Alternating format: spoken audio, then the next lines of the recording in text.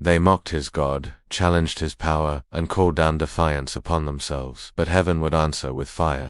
In the days when Israel strayed far from the ways of the Lord, the people had turned their hearts to false gods. The land was filled with altars to Baal, and the prophets of the Lord were few, hidden, and persecuted. Among them rose Elijah, a man chosen by God, whose spirit burned brighter than the sun at noon, and whose words carried the weight of heaven itself.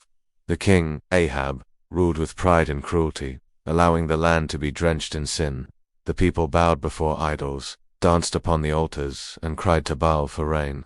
Forgetting the God who had made the heavens and the earth, the fields were parched, the rivers dried, and famine gnawed at the mouths of the innocent. Elijah, standing upon the mount before all Israel, called out a challenge that pierced the silence of the land. How long will you waver between two gods? If the Lord is God, follow him. If Baal, follow him. The prophets of Baal assembled, 450 men, shouting and dancing, cutting themselves with knives in desperate cries, begging their God to send fire from the sky. From morning until noon, they cried, but no fire came. Not a spark, not a whisper of smoke, answered their call. Their cries grew frantic, their ritual frantic, their shame rising with the heat of the sun. Then Elijah stepped forward. Calm, resolute, he repaired the altar of the Lord with 12 stones, one for each tribe of Israel. He dug a trench around it, laid the sacrifice, and drenched the altar with water until the trench, the wood, and the sacrifice were soaked.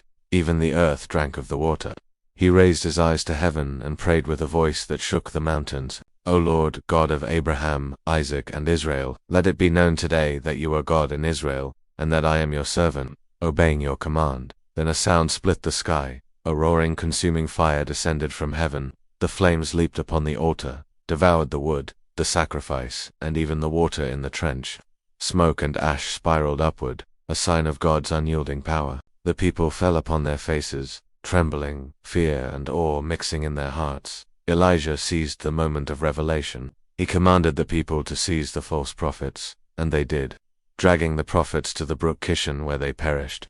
The land, cleansed of idolatry, drank of the long-awaited rain soon after, and the famine began to end. Thus, the story of Elijah and the fire from heaven became legend and warning, that the God of Israel is sovereign, that his word carries the weight of the eternal, and that defiance of his will invites ruin. The mountains, the rivers, and the heavens themselves bear witness. When the Lord acts, no power on earth can stand. And in every generation, the tale is told to remind the faithful, trust in God's power, obey his command, and the fire of heaven will protect and vindicate his servants.